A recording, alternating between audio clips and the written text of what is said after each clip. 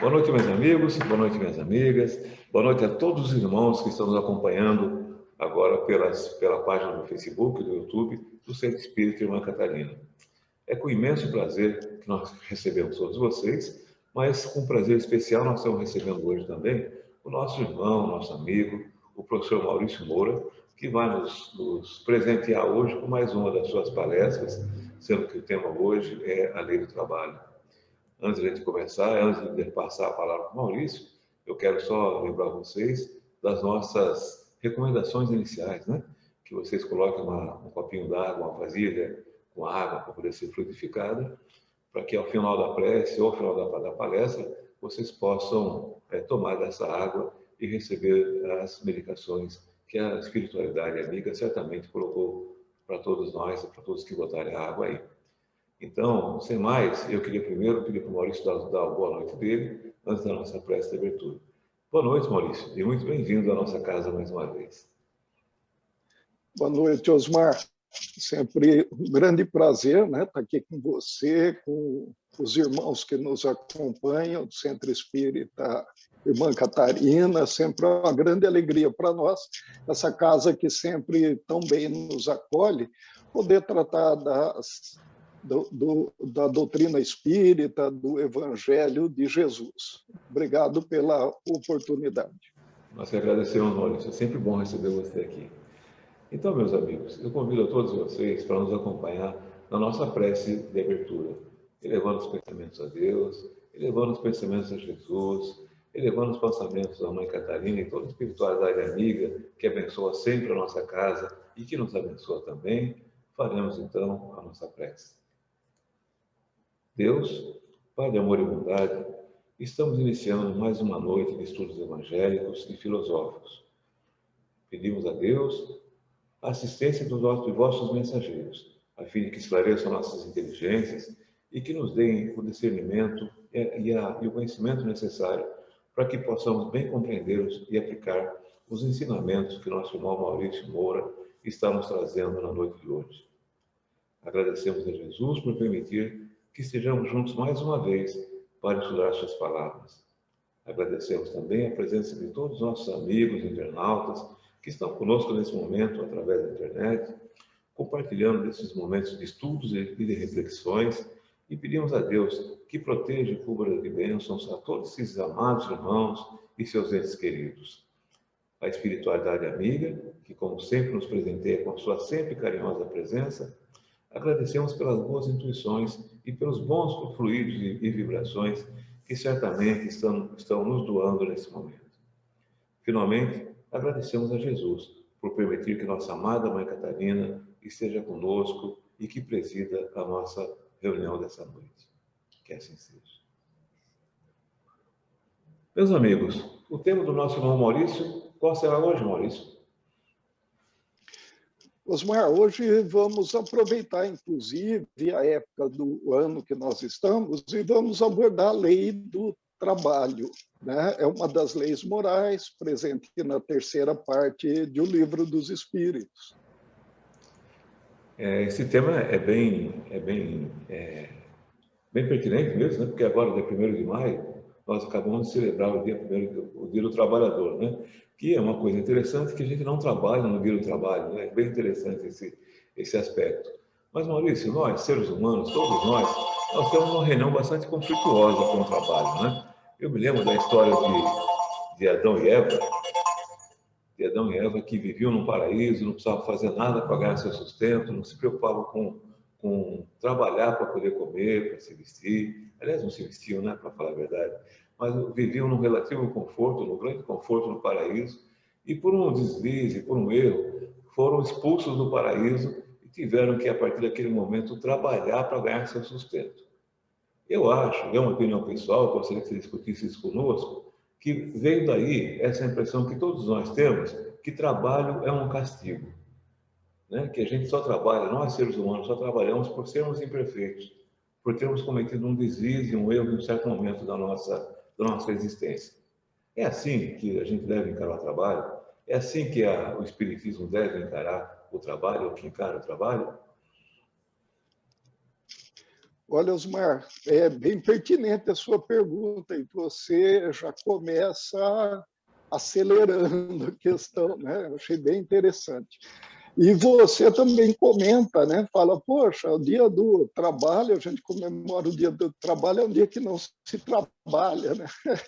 Sim, na verdade, foi um dia criado para homenagear o trabalhador, né? Então, é um dia no calendário em que o trabalhador é homenageado, né? Então, por isso, né, esse benefício da lei de permitir que seja um dia de descanso, né, um dia de repouso, mas também deveria ser um dia de reflexões, um dia onde se tratasse de fato da questão do trabalho, até mesmo saindo um pouco da questão econômica que envolve, de maneira geral, o pensamento de todos.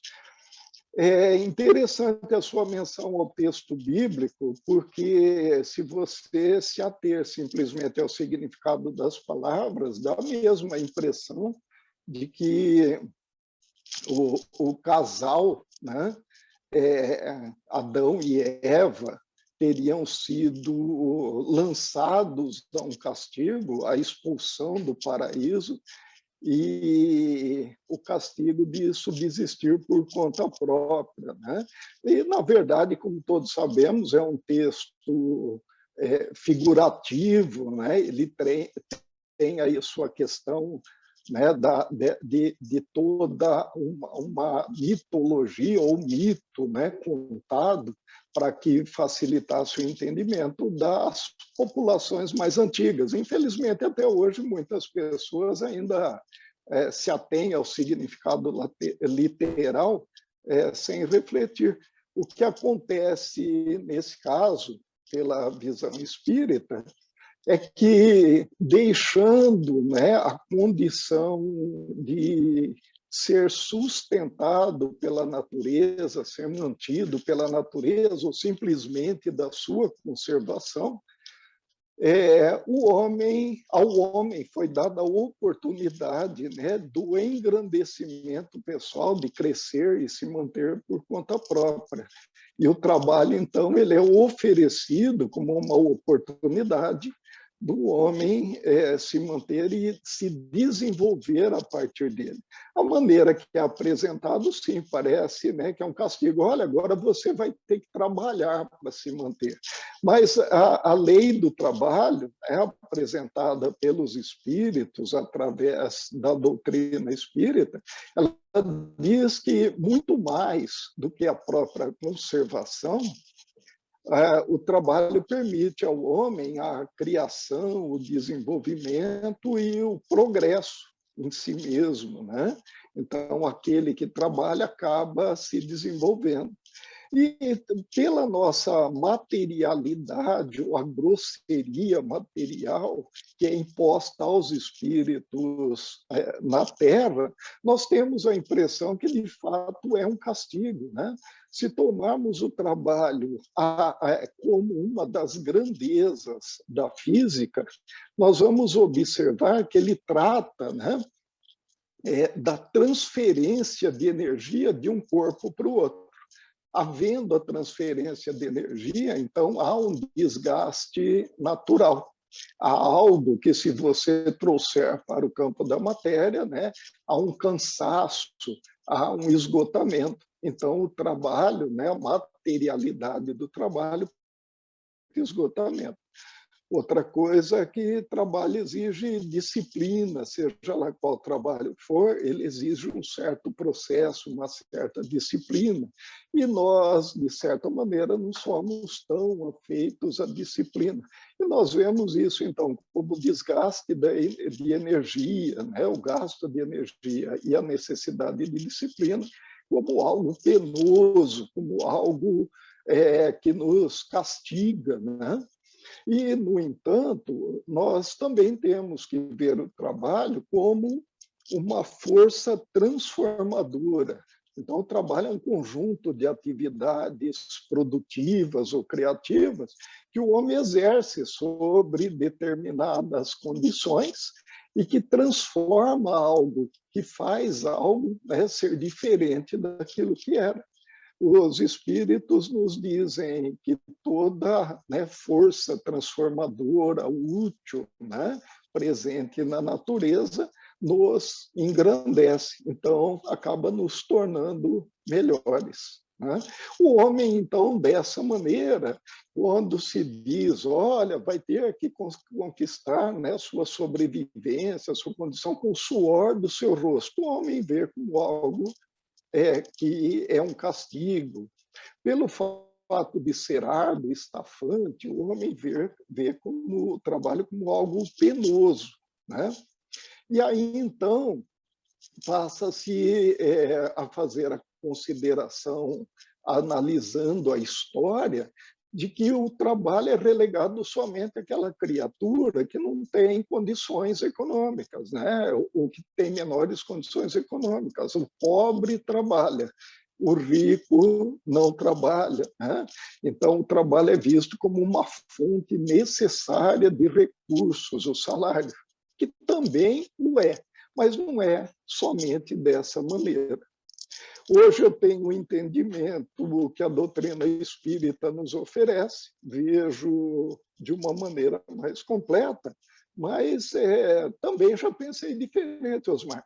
Eu posso te contar uma história muito engraçada, que, se você permitir, que foi o meu primeiro dia de trabalho. No meu primeiro dia de trabalho, olha só que interessante, é claro que eu sempre procurei ver a vida de maneira bem-humorada, então acabo, às vezes, fazendo piada sobre aquilo que não deveria. Mas no meu primeiro dia de trabalho, Osmar, tinha eu 14 anos, levantei ali 5 horas da manhã, peguei o ônibus da empresa, né, e fui para o meu primeiro dia de trabalho.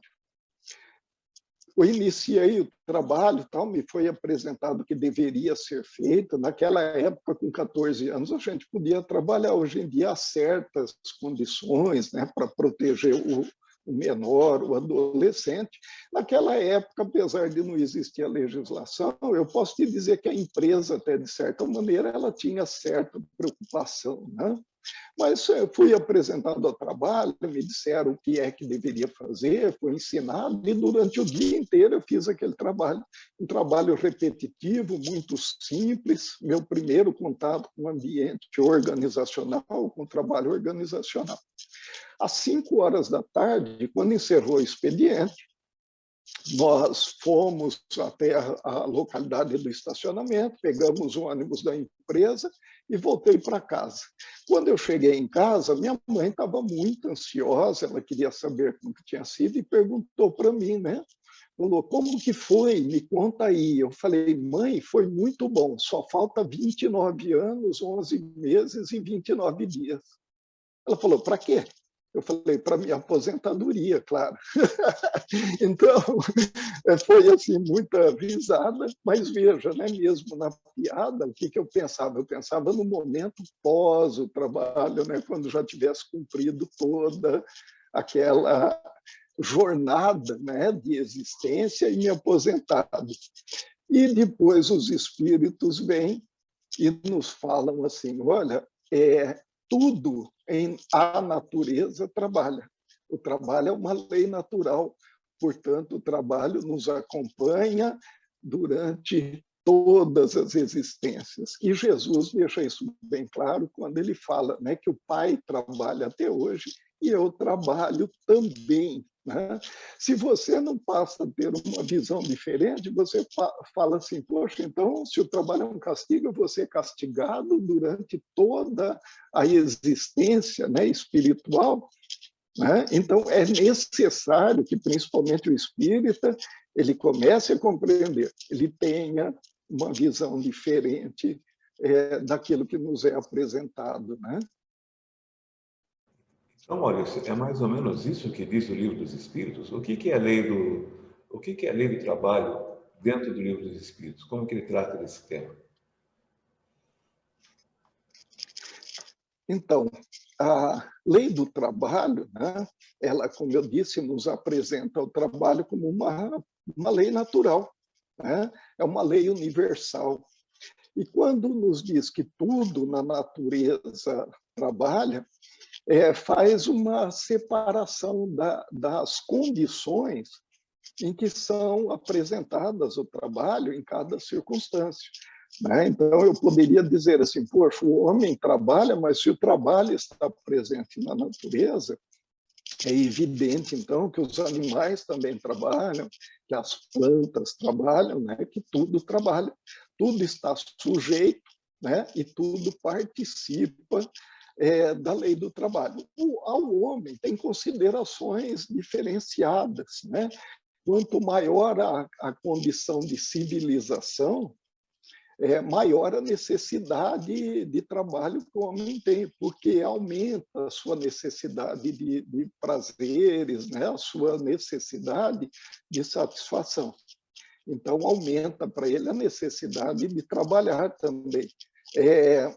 A civilização é um conjunto, né, de atividades culturais, artísticas, morais e materiais, que o homem, para participar dela, ele precisa desenvolver novas formas de trabalho, e ele precisa, muitas vezes, aumentar a sua condição de trabalho.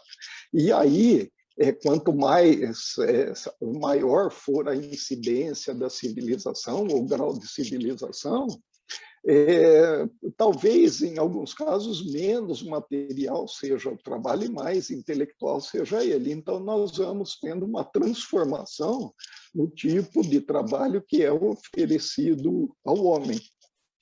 E ele sempre se desenvolve a cada situação diferente. Então, o trabalho também ele confirma e auxilia na questão da lei do progresso, que é outra das leis morais, né, apresentada em O Livro dos Espíritos. A partir do esforço que o homem realiza, ele se torna melhor.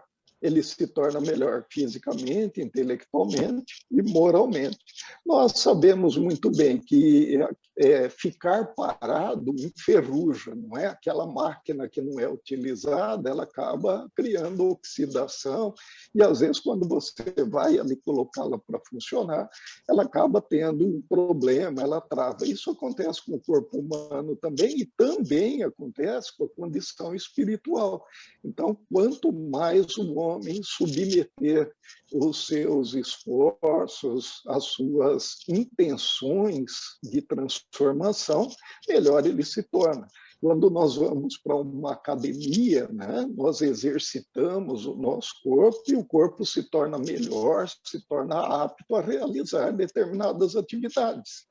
Se você não tem o hábito, por exemplo, de caminhar, e você resolve de uma hora para outra fazer uma caminhada de 20, 30 quilômetros, você provavelmente não vai aguentar. Mas à medida que você vai passo a passo realizando, o seu corpo vai se tornando apto, né, para a realização daquela atividade.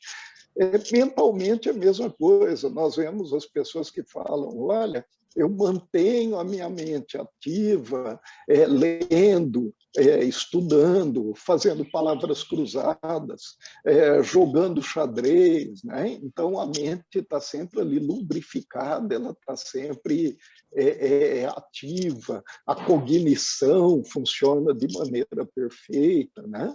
E a mesma coisa na condição, né, da moralidade, você exercitando, você estando presente em atividades, refletindo sobre sua condição moral, você faz com que esse trabalho dentro de você te transforme, você se torne melhor.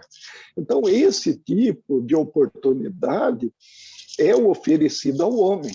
Por isso diz que ele é natural. Nós vemos o trabalho como uma fonte econômica, né? Uma fonte de sustento econômico, mas o Espiritismo nos apresenta ele como uma oportunidade de desenvolvimento, de crescimento.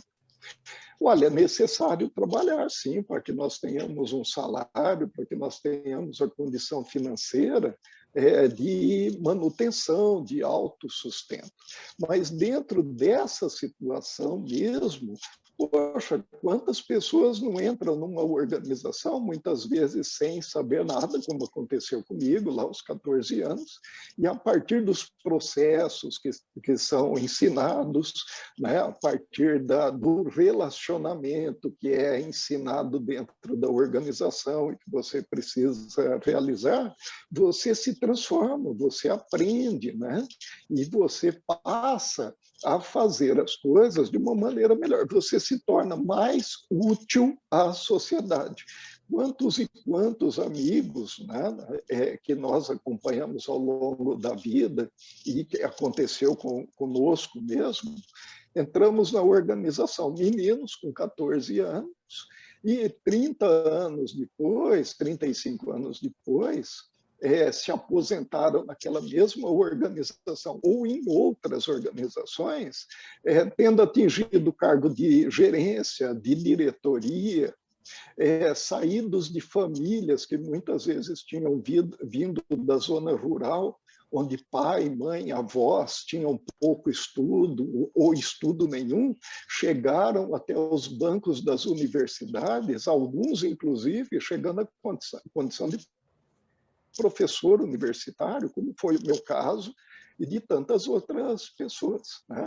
Então, sabendo, né, dessa possibilidade, nós conseguimos conciliar as duas coisas, né? Nós conseguimos conciliar que sim, é uma necessidade econômica, mas sim, muito mais que isso, abre um campo vasto de oportunidade.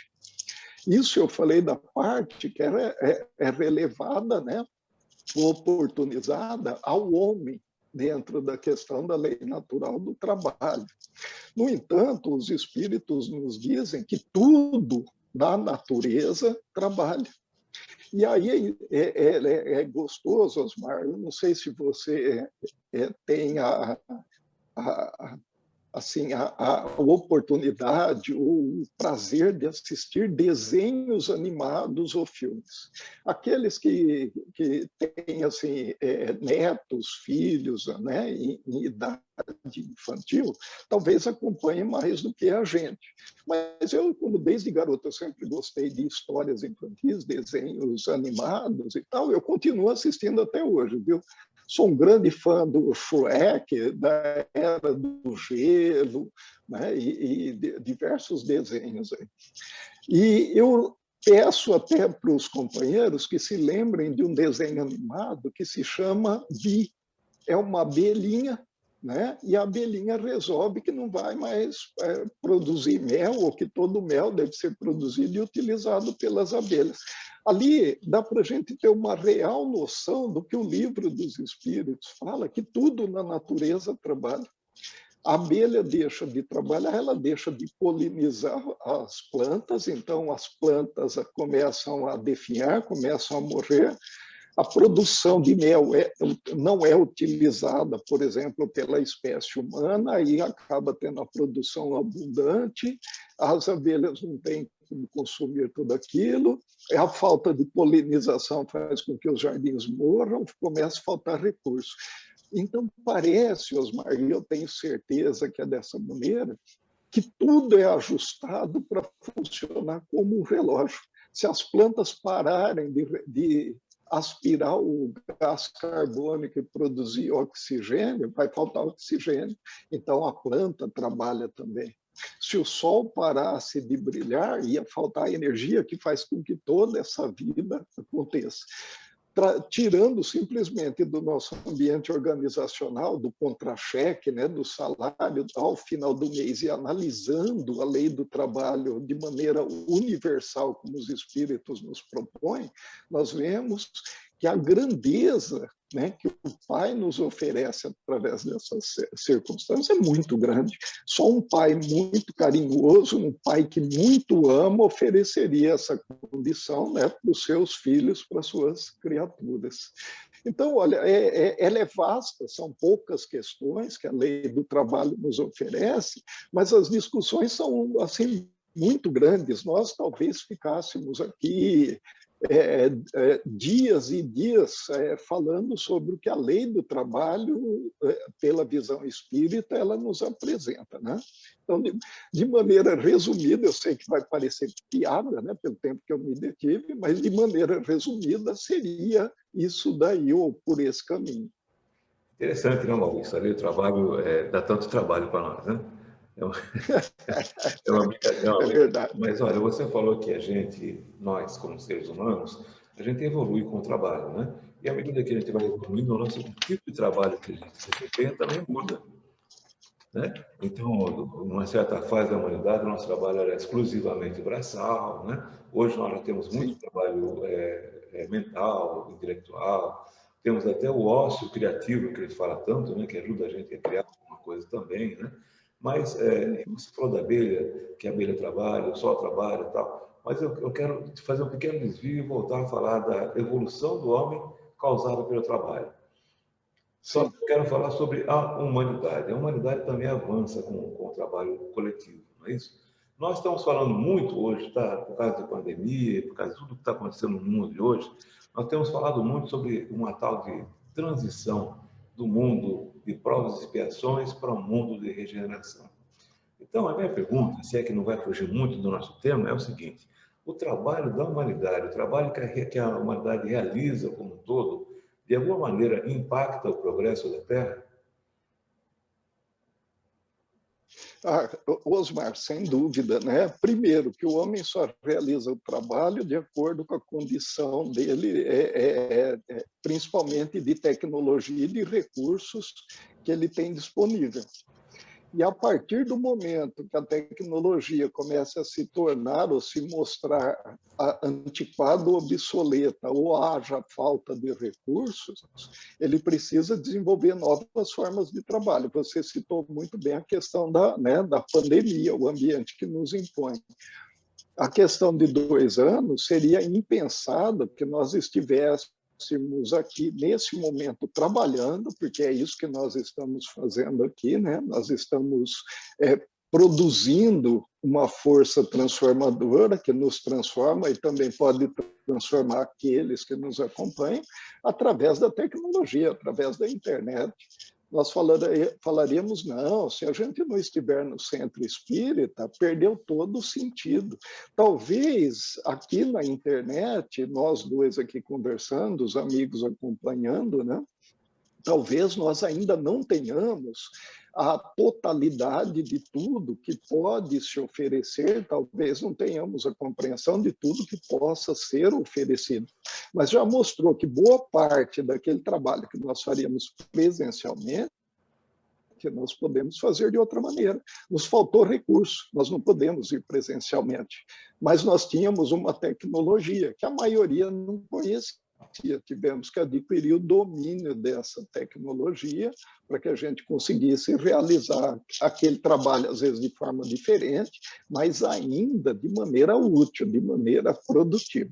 Isso vem acontecendo com o homem ao longo de toda a história. Quantos e quantos países, né, se nós olharmos a história da evolução econômica, da evolução tecnológica dos países, principalmente aqueles que hoje atingiram um ponto maior de evolução no planeta, que acabaram esgotando, de certa maneira, todos os recursos, causando grandes poluições, grandes catástrofes, e depois, com a tecnologia que conseguiram, rapidamente restituíram as questões ambientais, né? Perdão.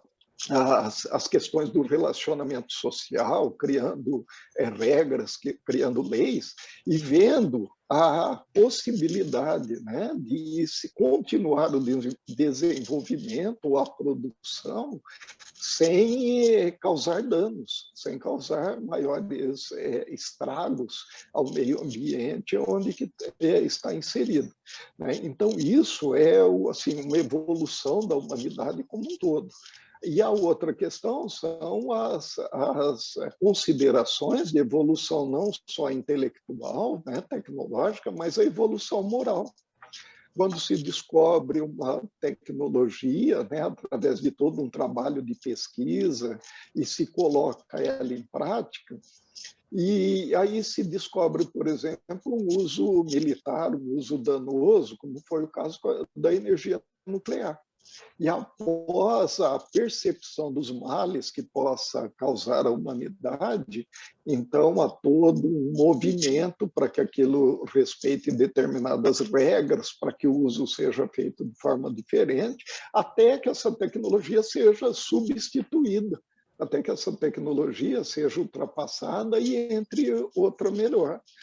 O que nós vemos é, se nós analisarmos pontualmente muitas das descobertas que foram feitas através do trabalho científico, do trabalho da pesquisa, e isso eu recorro inclusive à lei do progresso, né, que é citada no Livro dos Espíritos, nós vamos ver que, aparentemente, num primeiro momento, ela parece ser algo danoso. No entanto, ela abre o caminho para uma evolução maior. Hoje nós vemos que, graças ao trabalho de muitas pessoas, a tecnologia caminha para a utilização, né, de recursos renováveis, que trabalha, por exemplo, para fontes limpas de produção, de geração de energia. Isso, inclusive, né, porque o homem está mudando. E o homem exige que a coisa seja feita de uma maneira, digamos, menos invasiva às questões ambientais. E isso faz o quê? Com que o planeta, de maneira geral, o mundo se prepare para uma transição. Eu não tenho dúvida de que, num espaço de 2 séculos e meio, 3 séculos, nós teremos um ambiente muito diferente na Terra. Né? Mas isso não é nenhuma previsão, não é nenhuma. Não estou profetizando de maneira nenhuma. É simplesmente olhando para trás, lembrando que a história nos fala sobre o século XVIII, XIX, XX, né? Que nós vivemos um bom tempo da nossa vida no século XX, podemos acompanhar aquele desenvolvimento e ver como as coisas estão hoje. Ah, mas não está bom e tal. Não, de fato, nós passamos por um momento de crise. O momento de crise são momentos onde nós aprendemos a fazer as coisas de maneira melhor, de maneira diferente, né? A transição está nisso. E a transição só é possível quando cada espírito, cada pessoa se renova. Nós não vamos mudar o mundo em minutos, em meses, ou alguns anos apenas, como alguns afirmam. Eu acho muito prejudicial para a doutrina espírita e para a humanidade quando alguém profetiza que no ano 2000 chutando um ano aí 2050 nós viveremos a transição. Não, não é desse jeito, né? Os espíritos vão mudando, vão compreendendo melhor as leis naturais e a partir dessa compreensão a transição vai acontecendo.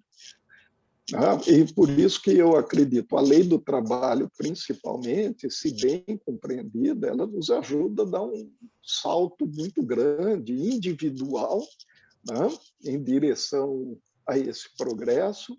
E é evidente, quanto maior for a quantidade de indivíduos que têm essa compreensão, maior será a velocidade de transformação da humanidade como um todo. Excelente, excelente, Maurício. Nós citamos no começo aí que teve uma época na história da humanidade onde trabalhar era considerado uma desonra, né? E era reservado apenas para aquelas classes inferiores. Nós, né, aqueles que tinham um pouco mais de recursos, não trabalhavam. Se trabalhasse, eram inclusive execrados as pessoas do nível dele lá, né? E essas pessoas, Maurício, pelo que Desculpa, eram, para dizer o mínimo, eram muito severos com seus trabalhadores ou escravos, que quer que seja. Abusavam mesmo deles, né? E como se fosse uma propriedade.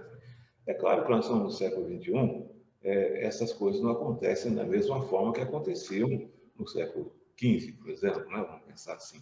Mas, de qualquer maneira, ainda hoje, agora, até esse momento, nós dois falamos sobre o ponto de vista do trabalhador, né? Eu queria falar agora, então, do ponto de vista do empregador. Mas, até hoje, há empregadores que abusam dos seus funcionários, dos seus colaboradores, dos seus trabalhadores, né? Então, se a gente fala que o trabalho é uma coisa que leva a gente a evoluir, o que dizer dessas pessoas que abusam dos seus colaboradores? Osmar, interessante essa pergunta, viu? Eu tinha deixado até aqui separado, que eu gostaria mesmo de abordar essa questão. E nós vamos, exatamente do jeito que você apresenta, nós vamos encontrar a questão 684 de O Livro dos Espíritos. Olha só, que pensar dos que abusam da autoridade para impor aos seus inferiores um excesso de trabalho é uma das piores ações, nos dizem os espíritos. Todo homem que tem o poder de dirigir é responsável pelo excesso de trabalho que impõe aos seus inferiores, porque transgride a lei de Deus, né? Junto ao trabalho, o trabalho é uma lei natural, né? Uma lei universal, mas parte do trabalho é o repouso. É necessário que o homem tenha a condição de repouso para restabelecer as suas forças. E a outra situação é que nós somos adequados a trabalhos diferentes, né? Por exemplo, só uma comparação, né? A sua consistência física é melhor do que a minha. Então, há circunstâncias que, se eu for submetido e comparando com você, eu talvez não resistisse da mesma maneira, né? E nós precisamos fazer essas comparações. Por isso, inclusive, né, quando se começa a ter as regulamentações do trabalho, principalmente observando o ambiente do século XIX, começa as contestações, como foi feita, por exemplo, por Karl Marx. O Livro dos Espíritos tem também uma observação em relação a isso. É necessário que seja verificado. Olha, nem todos são adequados a todo tipo de trabalho, né?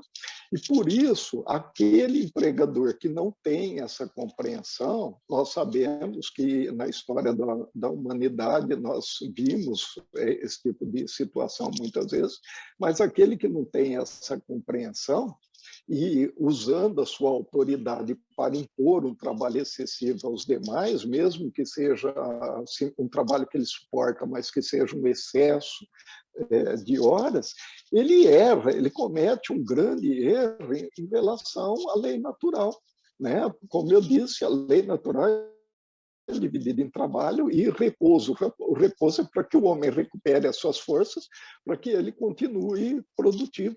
Né? Então, ela deve ter esse equilíbrio.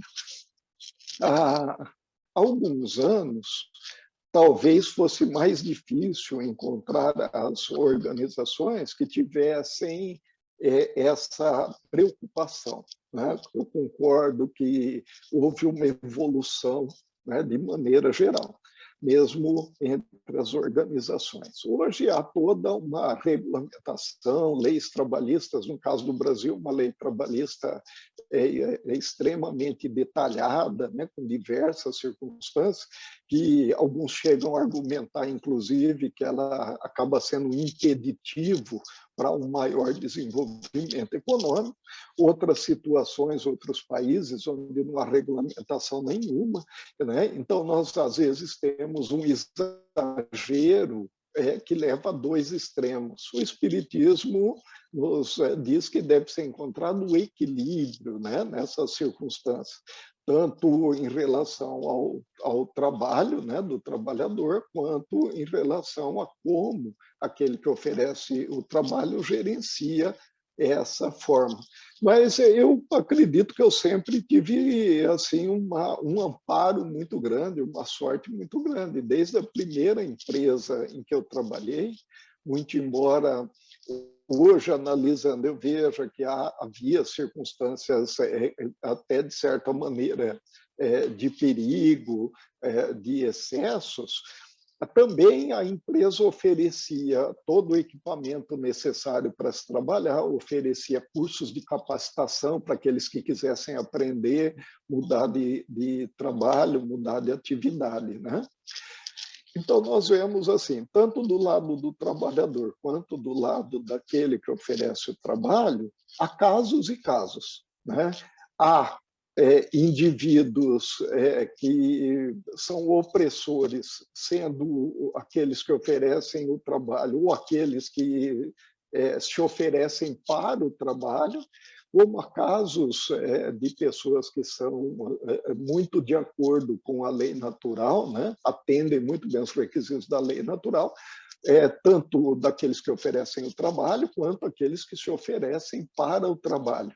É uma questão bem individual, como a gente disse anteriormente, né? O progresso individual de cada um que vai fazer essa diferença. Mas eu queria tocar num outro ponto, Osmar, que essa questão de uso de autoridade, e você até me permita, sabendo que você é dirigente espírita, né? Então eu vou mexer na casquinha da ferida agora, há dirigentes espíritas que também abusam da autoridade, impondo trabalho excessivo aos trabalhadores espíritas. Não sei se você vai concordar comigo. E aí eu perguntaria, o trabalhador espírita reflete sobre o trabalho, como nos é apresentado pela doutrina espírita? Ele tem a real noção daquilo que ele está realizando na casa espírita? Ele sabe separar trabalho e repouso, tendo repouso como algo que restitui as suas forças? E o dirigente espírita, ele sabe respeitar os limites das pessoas? Ou de vez em quando ele pressiona dizendo o quê? Você não vai aceitar o trabalho, a oportunidade que a espiritualidade está te oferecendo?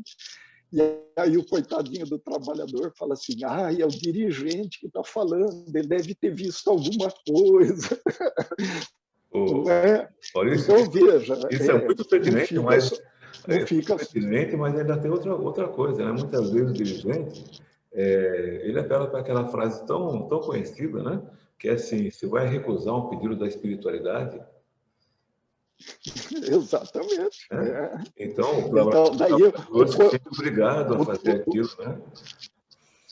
O trabalhador se sente culpado por falar não, ele sabe que não pode, ele sabe que já está muito sobrecarregado de atividades, às vezes no centro espírita e na sociedade, e aí ele acaba pegando, né? Então, o que diria, né, os espíritos sobre isso? Olha, a questão 684 é uma das piores ações. Você vê que o pau que dá em Chico dá em Francisco também, né? Porque no espiritismo a gente não vai perdoar, não, porque é espírita, não, nós vamos bater em todo mundo se for preciso. Então, acho que isso tem a ver com a pergunta que eu quero fazer para você antes da gente continuar. Nós temos que encarar o trabalho voluntário, mais especificamente o trabalho na casa espírita, da mesma forma que a gente encara qualquer trabalho.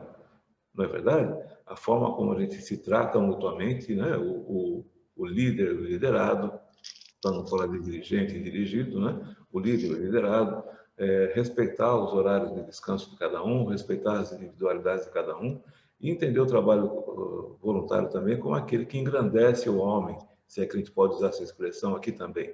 Na verdade, eu quero dizer assim, é aquele que também leva o homem a evoluir na sua caminhada espiritual. É verdade isso, Maurício? Nossa, Osmar, você tocou num ponto, acho que importantíssimo, né? Muito interessante. Nós que trabalhamos com voluntários e com o trabalho voluntário no Centro Espírita já há um bom tempo, né? Faz total sentido essa questão. E por isso que o dirigente espírita, principalmente, ele necessita realizar um planejamento sobre as ações que serão feitas por sua casa, para que, de maneira científica, né, utilizando a administração como com o recurso de conhecimento, o recurso científico que ela nos oferece, para que ele possa estruturar o trabalho de uma maneira, inclusive orientando e deixando claro para os trabalhadores que, primeiro, aquilo que está sendo realizado é algo útil e os benefícios que ele traz. Eu não estou falando aqui da distribuição de sopa, entrega de cesta básica, nada disso, viu, Osmar? Estou falando além disso, porque isso é muito evidente, mas eu estou falando aqui, por exemplo, da aplicação de passes magnéticos na casa espírita, né, da reunião mediúnica na casa espírita, do atendimento fraterno, dos estudos que são realizados na casa espírita, do propósito, da utilidade que tem, do benefício que traz. E, além disso, planejar de uma maneira que fique muito evidente para ele e para o trabalhador que, uma vez, mesmo não havendo remuneração por aquele trabalho, que ele é feito de forma voluntária, ele é revestido de uma responsabilidade muito grande, de uma disciplina que precisa ser seguida, muito grande, e que oferece a possibilidade de desenvolvimento intelectual e moral para aquela pessoa. Né? Que não fique assim simplesmente como nós já ouvimos em algumas situações, a pessoa dizendo assim, olha, eu não ganho nada, hoje eu não vou não. Né? Então, esse eu não ganho nada, ele é muito expressivo se o dirigente que estiver acompanhando, né? Significa que ele não está, muitas vezes, fazendo o seu papel de dirigente espírita, de instruir e orientar as pessoas para aquilo que elas estão fazendo. Então, você falou líderes, né, e liderados dentro da casa espírita, mas muitas vezes, se isso não está acontecendo, não há liderança na casa espírita. O líder tem que ter isso muito claro para ele. Olha, o propósito é esse daqui. A lei do trabalho, para mim, não é só algo que eu vou ler lá na tribuna espírita e utilizar para cobrar os trabalhadores ou para dizer que eles se submetam às empresas na qual trabalham. A lei do trabalho é para ser aplicada a todo momento, principalmente, inclusive, principalmente, dentro da casa espírita, né? É um nível de compreensão, um grau de compreensão que é muito importante. A partir do momento, talvez, que essa consideração, essas reflexões sejam feitas, talvez até nós consigamos mais trabalhadores para a causa espírita. Né? Hoje, o Centro Espírita é uma instituição que vive na mendicância do trabalhador espírita. Ele vive pedindo, olha, preciso de trabalhador, precisa disso, gente, ajuda aqui, a gente está sozinho. Tem meia dúzia de trabalhadores fazendo isso, às vezes nem tanto, né? E nós vemos casas, como o exemplo do Centro Espírita Irmã Catarina, onde a coisa parece que é tratada de maneira diferente. Eu sei que não em todas as áreas, claro, né? Porque é um processo também, depende das próprias pessoas que lideram, mas nós vemos que o Centro Espírita Irmã Catarina, ele criou um ambiente, uma organização onde há uma grande quantidade de trabalhadores. Né? Por quê? Porque as coisas são discutidas, talvez de maneira mais clara, mais precisa. Eu acredito, Osmar, que há uma orientação de maneira geral na casa. Nos cursos que nós participamos, que nós oferecemos, nós procuramos trabalhar essas considerações. Então, nós sabemos que cada um que passa pelo grupo de COEM que nós trabalhamos, ele leva essa visão consigo. Então, a casa vai formando as suas lideranças, ela vai formando, né, as suas atividades dentro de uma base muito mais séria, muito mais concreta. Olha, uma vez aí nós já conversamos a respeito, né? Participamos de uma live com o Wellington Balbo, inclusive, né, da cidade de Salvador, que conosco escreveu uma obra sobre a administração do Centro Espírita, e o Wellington chamou a atenção, falou, escuta, por que o Centro Espírita não faz igual uma organização? né, uma organização constituída, né, para que tenha lucro. Oferecemos a oportunidade do trabalho voluntário em tal área. Pede-se tais características, habilidades, né? Porque a pessoa olha aquilo, ela se enquadra, ela pode se sentir importante, bem diferente da pessoa chegar na casa e falar assim, olha, eu queria fazer o trabalho voluntário. E aí ninguém pergunta quais são as competências, ninguém sabe onde está precisando de trabalho voluntário. E aí, às vezes, acaba perdendo um grande trabalhador, com grandes habilidades, com muita capacidade, porque não foi tratado da maneira séria que deveria ser, né? Então, só alguma observação apenas dessa maneira. Mais uma vez, abrimos um campo aqui que há muito para se falar, daria para se falar bastante sobre ele. Maurício, há vários mitos, né, que circulam em torno do trabalho voluntário, principalmente do trabalho voluntário espírita. Um argumento que alguns dirigentes, não são todos, usam, né, eu já escutei muitas vezes falarem isso, é o seguinte: aquela pessoa que trabalha no voluntariado, por exemplo, não fica doente, essa pessoa nunca vai ter depressão, porque ela está ocupada com o trabalho voluntariado, preocupada com outros e tal. De uma certa maneira, isso não deixa de ser verdade, mas dentro de bases limitadas, não é bem assim. Porque para não ficar doente, não ter depressão, depende muito de outros fatores, inclusive da reforma íntima dele. Mas suponha que a pessoa resolva fazer um trabalho voluntário justamente por interesse próprio, porque ele acha que ele vai ganhar alguma coisa. É quase como se fosse uma transação. Isso vale? Ele vai ter o benefício do trabalho? Osmar, sim e não, né? É uma questão muito relativa. Quando eu faço bem, mesmo que eu tenha propósitos egoístas, eu estou fazendo bem.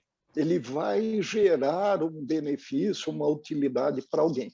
E eu serei recompensado por isso, sim.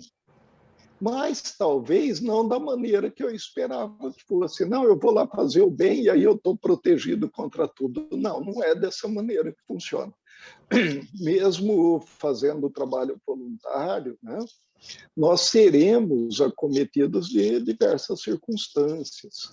Quanto menos eu esperar em troca, maior será a boa vontade da realização. Portanto, mais propenso, talvez, a aceitar aquilo que o universo vai me trazer de volta, né? Eu estarei. Então, acaba sendo um grande erro fazer essa troca. Mas terá benefícios? Terá. É preferível fazer algo de bom para os outros, acreditando que nós vamos ter algo em troca, até esperando algo em troca, do que não fazer nada de bom. Então, já é sair daquela inércia, né? Já é se colocar em movimento.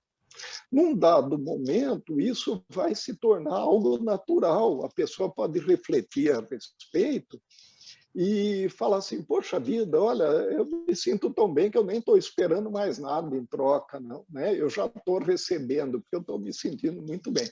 Então, ela está fazendo uma transformação em si mesma.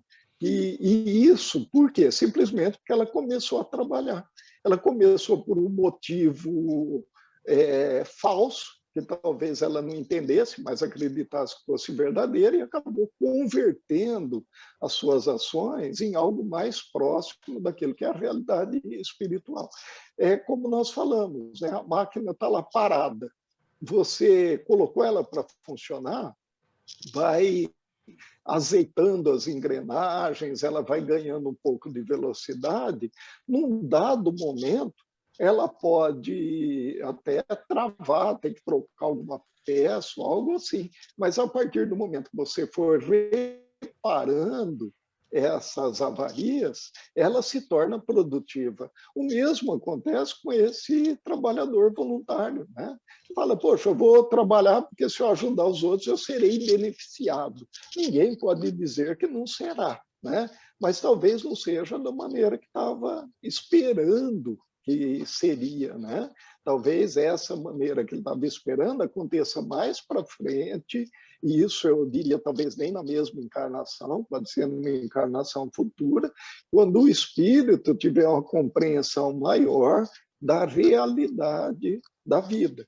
Então, é importante, se o amigo estiver pensando, né, quem nos ouve estiver pensando, olha, vou começar para conseguir benefícios, olha, começa assim, viu? Depois a vida vai te explicando os benefícios que está conseguindo. Não deixa para amanhã, não. Isso me lembra, Maurício, aquela frase famosa de Jesus, né? Sim, que seja o seu sim, sim, e que seja o seu não, não. Então, o que dizer daquele voluntário que abraça todas as tarefas? Tudo que pedem para ele, ele faz. Mesmo ele não tendo competência para aquilo, mas ele abraça porque ele acha que é uma obrigação espiritual que ele tem. O que você me fala sobre esse tipo de atitude? Uma das questões do Livro dos Espíritos, se não me engano aqui, questão 683, né? Ela fala do limite do trabalho. E aí os espíritos dizem que o limite do trabalho é o limite das forças, né? Então, se o voluntário ele está dentro do limite de suas forças, e aí vamos dizer não só do limite das suas forças físicas, né? Mas dizer do limite das suas forças intelectuais, dentro dos seus recursos, ele pode ir equilibrando, ele pode ir adequando, e aí ele não estaria de maneira nenhuma violando a lei natural. Então, ele estaria atendendo aquilo que a sua condição mental, intelectual ou moral pede que ele faça. Né? Então, esse daí não haveria o que falar. Mas aquele que simplesmente vai aceitando porque não sabe falar não, ele está incorrendo num erro muito grande. Né? Digamos que se ele, de alguma maneira, ele está superando a sua condição física, né, realizando essas atividades de maneira constante, ele acaba se tornando muitas vezes improdutivo e, dependendo das circunstâncias, ele pode estar se colocando em perigo, inclusive. Né? Se ele exceder a capacidade física de uma maneira avassaladora, ele pode comprometer a sua saúde, ele pode comprometer a sua existência. Então, ele estaria se comprometendo de uma maneira muito grave. Né? Não sendo dessa maneira, ele dosando, equilibrando, que é o que o Espiritismo nos pede, né? Para fazer uma real avaliação. Ele deseja fazer um trabalho novo e ele se prepara para aquilo, mas, ao mesmo tempo, ele tem a sua vida social, ele tem a sua vida profissional, né? Ele está equilibrando. Então, sem dúvida, deve estar sendo um aprendizado. O trabalho não pode ser algo que seja algo que prejudique, né, a pessoa, que traga um desconforto muito grande para aquilo que ela está fazendo. Principalmente na questão do trabalho, que é feito de forma voluntária. Né? Até quando existe uma remuneração financeira, em dadas circunstâncias, a pessoa se submete a um trabalho que não seja tão gratificante, esperando uma situação futura, né? Investindo numa situação que ele sabe que poderia melhorar. Mas, a partir do momento que não há remuneração financeira, e ele fica com a questão do aprendizado, da evolução intelectual e moral, é importante que ele aplique isso em si mesmo, né? Olha, isso aqui eu não posso pegar, isso aqui seria excessivo, isso eu não tenho condições de fazer. E vai ser muito bom, Osmar, quando o trabalhador espírita, eu não vou me referir, claro, ao trabalhador espírita, mas isso de maneira geral, quando o trabalhador ele for sincero com aquele que está pedindo trabalho para ele, falar, olha, isso eu não tenho capacidade para fazer, ou isso eu não tenho competência para fazer. A maioria das organizações, inclusive os centros espíritas, quando ele recebe esse tipo de retorno do trabalhador, né, o que o líder nato vai fazer? Ele vai pensar como eu posso oferecer capacitação para os meus trabalhadores nos auxiliarem nessa atividade que é muito importante. Né? Já é aquela visão diferente. É diferente, às vezes, de algumas organizações, e isso acontece no centro espírita. Então, você não serve, eu vou pôr outro aqui no seu lugar para fazer. Né? Faz parte, inclusive, da evolução individual, da evolução espiritual do dirigente espírita, compreender as diferenças e promover a capacitação daqueles que têm a boa vontade. Né? Tendo a boa vontade, o restante a gente pode conseguir. Exatamente. Cabe ao líder conhecer seus liderados, saber suas competências, né? E aplicá-los no melhor lugar possível, que seja bom para ele, seja bom para casa. E sempre que não tiver competência, fornecer as condições para que ele possa se preparar para executar aquilo, né? É por isso que o treinamento é tão importante nas espíritas, né, tudo mais. A conversação, inclusive, para poder mostrar como a casa funciona, para mostrar como que as atividades são, né? Esse, por exemplo, no caso da Mãe Catarina, é uma receita de sucesso, né? A gente sempre explica o funcionamento da casa, como cada atividade funciona. Eu conheço várias casas de Bauru que são assim. Acredito que sim, viu? Que funciona. Sim. Bom, Maurício, eu acho que nós, infelizmente, não chegamos no nosso tempo, né? O assunto, como você falou, do trabalho, a gente poderia ficar mais um dia ou dois conversando sobre ele, teríamos assuntos também. Mas eu espero que tenha sido bastante esclarecedor para todos que estamos ouvindo aqui, né? Eu queria aproveitar esse momento também para dizer que no próximo sábado, vai ser dia 8 de maio, o Centro Espírita de Mãe Catarina vai promover mais um drive-thru, que vai ser das 8 às 5 da tarde, justamente aqui em frente à porta do centro. Então, você pode trazer sua doação de qualquer coisa. Lembrando que nós estamos chegando próximo ao inverno. E, então, nós estamos recolhendo também cobertores, além de alimentos, material de limpeza, roupas, o que você puder doar. Se você quiser doar também alguma coisa em espécie, em dinheiro, nós já colocamos no início aqui da nossa palestra o número da nossa conta bancária, mas qualquer dúvida você pode entrar em contato conosco também e a gente poderá passar novamente para vocês. Então, no próximo sábado, dia 8 de maio, das 8 da manhã às 5 da tarde, nós estaremos com o nosso drive-thru solidário. Você não precisa descer do carro, entregue sua doação, as pessoas estarão totalmente adequadas às leis sanitárias, você não tem risco algum. Não precisa descer do carro para entregar sua doação. Seja do que for, nós estamos recebendo tudo. Se for algum bem que a gente possa vender no bazar, será revertido em recursos para a gente poder comprar alimentos. Se for alimentos, vai ser direto para as cestas básicas. Nós estamos entregando hoje, pessoal, cerca de 150 cestas básicas para as famílias cadastradas. Há um ano, o número de famílias cadastradas era 100, passou para 150 e tem gente na fila. Então, vocês percebem que a situação de todos degradou bastante. E todos nós que temos um pouquinho mais, precisamos olhar para os nossos lados, olhar para trás e ver que tem muita gente precisando também. Então, aquilo que para nós pode ser uma sobra, né, pode ser alguma coisa supérflua, pode fazer muito bem para outros. E a caridade que você faz para alguém, certamente vai reverter para você. Como o Maurício falou há pouco, uma atividade voluntária, mesmo que você faça de forma egoísta, né, sempre traz algum benefício para nós também. Talvez não que a gente espere, mas vai trazer algum sim. Então, contamos com todos vocês no próximo sábado para fazer suas doações.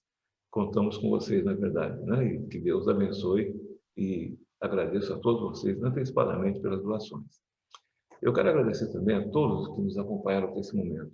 Esperamos ter correspondido às suas expectativas e que as explicações dadas pelo Maurício tenham sido suficientes para vocês. Mas se não forem, eu vi que chegaram várias perguntas aqui no nosso chat, a gente não teve condições de responder hoje, porque acho que o nosso papo estava fluindo tão bem que estava um pouco difícil de a gente interromper.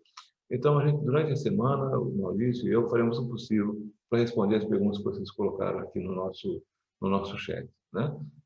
Obrigado pela presença, espero que todos vocês tenham uma semana maravilhosa, cheia de bênçãos, e espero vocês amanhã à noite para mais uma palestra, e eu gostaria de passar a palavra agora para para o Maurício, para que ele faça as considerações finais, se despeça e faça a nossa prece de encerramento. Maurício, muito obrigado pela sua palestra, muito obrigado pela sua presença. Mais uma vez, você nos atende com tanto carinho e é um prazer e uma honra contar com você junto conosco. Muito obrigado. Osmar, eu que agradeço a você, ao Centro Espírita Irmã Catarina, também a paciência das pessoas que nos acompanham, né? É sempre um grande prazer estar aqui nesse momento para falar da doutrina espírita, sempre embasado pelo Evangelho de Jesus. A consideração final que eu sempre gosto de fazer, eu sou um apaixonado pelo Livro dos Espíritos, então eu convido a todos para que leiam, estudem o Livro dos Espíritos. É um livro esclarecedor, nos traz respostas importantíssimas, e mesmo aos espíritas, aqueles espíritas, os ditos espíritas de carteirinha, aqueles que já são espíritas há décadas, né? Leiam o Livro dos Espíritos, reflitam sobre aquilo que os espíritos nos falam, vamos compreender melhor a nossa existência, para que nós possamos melhorar os nossos relacionamentos interpessoais, o nosso relacionamento com a vida e o nosso relacionamento com o nosso Pai Criador. É sempre uma grande honra. Como você me pediu, então eu peço que todos, nesse momento, dirijam a sua mente, o seu pensamento, a espiritualidade, para que possamos agradecer ao Pai por mais esse momento, por mais esse encontro que nos foi possível para tratar de assuntos tão importantes para a nossa existência. Agradecemos também aos bons espíritos, nossos constantes orientadores, aqueles que de maneira muito paciente, muito compreensiva, sempre estão conosco, né, nos intuindo para as coisas do dia a dia. Que possamos ter uma boa semana, uma semana de realizações, que possamos ter um mês de realizações, esse mês que recém inicia, e que Jesus, nosso Mestre, abençoe a todos nós. Que assim seja. Muito obrigado mais uma vez, Maurício. Muito obrigado a todos que nos acompanharam. Um abraço carinhoso para cada um de vocês. Não se esqueçam do Drive-Thru Solidário no próximo sábado e também não se esqueçam da nossa palestra de amanhã. Fiquem com Deus. Uma boa semana e, como o Maurício disse, um bom mês de maio para todos nós. Até a próxima, se Deus quiser.